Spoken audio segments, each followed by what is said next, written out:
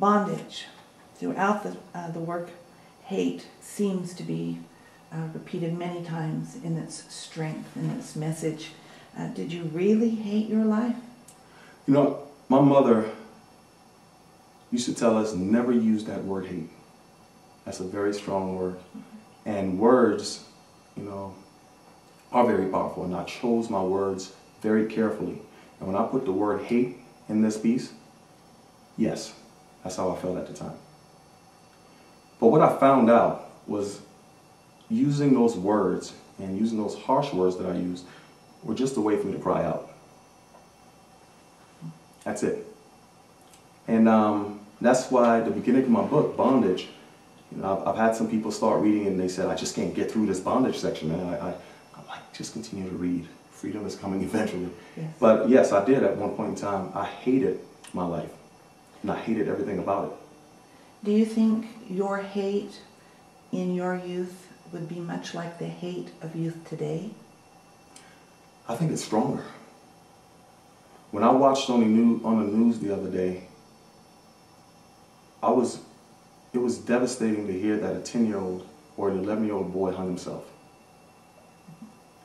No matter how bad my life was at that age, I never thought about killing myself. The children of today, they have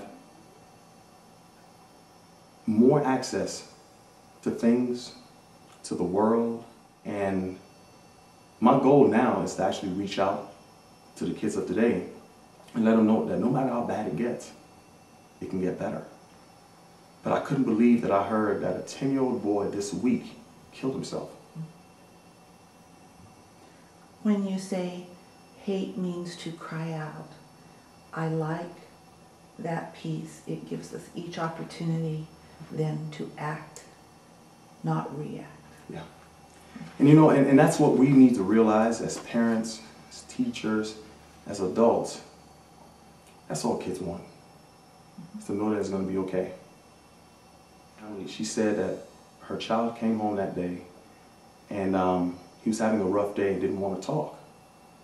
And he went to his room. And she sent him to his room until he talked. And that was the last thing she said to him. And it helped me because just this morning, my son threw a fit. He's 3 years old, threw a fit about not wanting my wife to take him out of the tub after he took his bath. He wanted me to come and take him. I had a client waiting for me. I had to be there in 2 minutes. And I actually paused. Normally I would say, and I actually did say this to my wife, well, you get him out. It's up to you. I've got to go. I've got to get to work. And I just thought, what if? And I stopped there. I thought about that mother, thought about that 10-year-old boy. And I texted my client, said, I'm running behind. I went upstairs. I took my son out of the bathtub, calmed him down. That's all he wanted. And I just didn't know why he wanted that, but I wasn't willing to take that chance. And not say goodbye to him properly. You're a good dad. Oh, I don't know about that. I have great kids.